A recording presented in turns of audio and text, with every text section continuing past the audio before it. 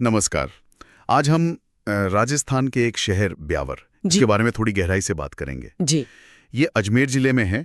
हमारे पास कुछ जानकारी है तो सोचा कि इसके मतलब इतिहास, अर्थव्यवस्था और जो इसकी खास संस्कृति है उसे समझें। बिल्कुल, ब्यावर काफी दिलचस्प जगह है। हाँ, लोकेशन की बात करें तो अजमेर से कोई 50 किलोमीटर दक्षिण में है ये, NH 58 पर, और जयपुर से करीब 180 किलोमीटर। अरावली पहाड़ियों के पास है तो मौसम यूं समझिए अर्धशुष्क रहता है। सही। तो शुरुआत इतिहास से करते हैं ना। जी। इसकी स्थापना 1836 में हुई थी। अंग्रेजों ने की थी एक सैनिक चौकी के तौर पर। अच्छा, मिलिट्री पोस्ट की तरह। हाँ बिल्कुल। और जो सबसे मजेदार बात मुझे लगी वो इसके नाम की कहानी है। हाँ, क्या कहानी?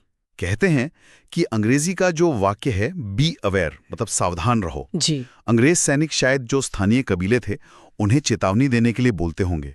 तो उसी से ये नाम ब्यावर पड़ गया। अरे वाह, बी अवेयर से ब्यावर, ये तो वाकई अनोखी बात है ना? हाँ, और ये सोचना भी दिलचस्प है कि एक मिलिट्री पोस्ट से आज ये एक अहम इंडस्ट्रियल सेंटर कैसे बन गया। सही कहा। अर्थव्यवस्था पर आते हैं। हाँ, अर्थव्यवस्था देखें तो मतलब ये सिर्फ एक दो चीजों पर निर्भर नहीं है, काफी विविधता है। जैसे कपड़ा उद्योग है, मार्बल का काम बहुत होता है, और हाँ, सीमेंट। श्री सीमेंट का नाम तो सुना ही होगा। हाँ बिल्कुल, बहुत बड़ा नाम है। तो श्री सीमेंट की शुरुआत यहीं ब्यावर से हुई थी। अच्छा। श्री सीमेंट ब्यावर से शुरू हुआ। ये तो जबरदस्त जानकारी है, मतलब औद्योगिक माहौल रहा है वहाँ। बिल्कुल, काफी पुराना औद्योगिक आधार है। फिर सीमेंट के अलावा माइनिंग यानी खनन है और खेतीबाड़ी भी है।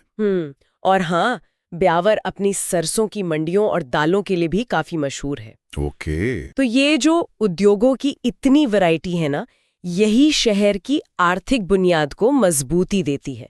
पता चलता है कि शहर कैसे बदला है वक्त के साथ, सिर्फ एक सैनिक चौकी नहीं रहा। और ये आर्थिक चहल पहल, क्या ये यहाँ की संस्कृति में भी दिखती है, मतलब त्योहार वगैरह में? हाँ, आर्थिक रौनक के साथ साथ सांस्कृतिक तौर पर भी ब्यावर काफी जीवंत शहर है। मैंने सुना है यहाँ कुछ खास मेले और त्योहार होते हैं। जी। जैसे वीर तेजाजी मेला है, गणेश चतुर्थी भी मनाते हैं। लेकिन एक चीज जो बार बार सुनने में आई वो है होली धमाका और उसमें निकलने वाला बादशाह का जुलूस। हाँ, बादशाह मेला। होली पर बादशाह, ये क्या है? ये जो बड़ा ही अनोखा लग रहा है सुनने में। ये सच में बहुत अनूठा है। होली के त्योहार के टाइम पर ना, एक स्थानीय व्यक्ति को मतलब सामजक के तौर पर एक दिन का बादशाह बना देते हैं। अच्छा। और फिर बाकायदा उसका जुलूस निकलता है पूरे शहर में, ढोल नगाड़ों के साथ। कमाल है ये। और इसे देखने के लिए आसपास के इलाकों से और दूर से भी लोग आते हैं। ये ब्यावर की अपनी एक अलग पहचान बन गई है। वाह, ऐसी स्थानीय परंपराएं तो किसी जगह को खास बनाती हैं। अच्छा, मान लीजिए कोई ब्यावर घूमने जाए तो वहां देखने लायक खास जगह कौन सी हैं? देखिए, सबसे पहले तो शहर के बीचों बीच खड़ा घंटाघर, क्लॉक टावर, वो तो एक तरह से ब्यावर का लैंडमार्क है। फिर कचेरी है जो ब्रिटिश काल की एक पुरानी इमारत है, वो भी इतिहास की याद दिलाती है। ओके।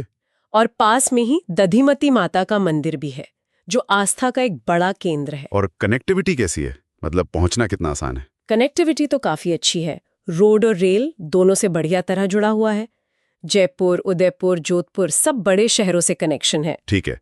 और अगर हवाई जहाज से आना हो तो सबसे पास किशनगढ़ एयरपोर्ट पड़ेगा, करीब 90 किलोमीटर दूर है। अच्छा, 90 किलोमीटर। हाँ, और एक और बात है, अजमेर शरीफ दरगाह और पुष्कर दोनों ही यहाँ से ज्यादा दूर नहीं है। हाँ, ये तो है। तो इस वजह से भी ब्यावर का महत्व बढ़ जाता है, टूरिज्म के लिहाज से भी।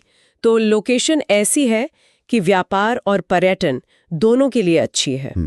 तो कुल मिला के देखें तो ब्यावर सिर्फ राजस्थान का एक शहर भर नहीं है, ये तो इतिहास, उद्योग और कुछ बहुत ही अनोखी स्थानीय परंपराओं का एक बड़ा ही दिलचस्प मिश्रण है। बिल्कुल। एक सैनिक चौकी से शुरुआत हुई और आज इतना महत्वपूर्ण औद्योगिक और सांस्कृतिक केंद्र बन गया है। सही कहा। और ये सोचना वाकई में काफी रोचक है कि कैसे एक जरूरत के तहत बनी चौकी ने वक्त के साथ इतनी सारी परतें अपने में जोड़ ली और अपनी एक खास पहचान बना ली।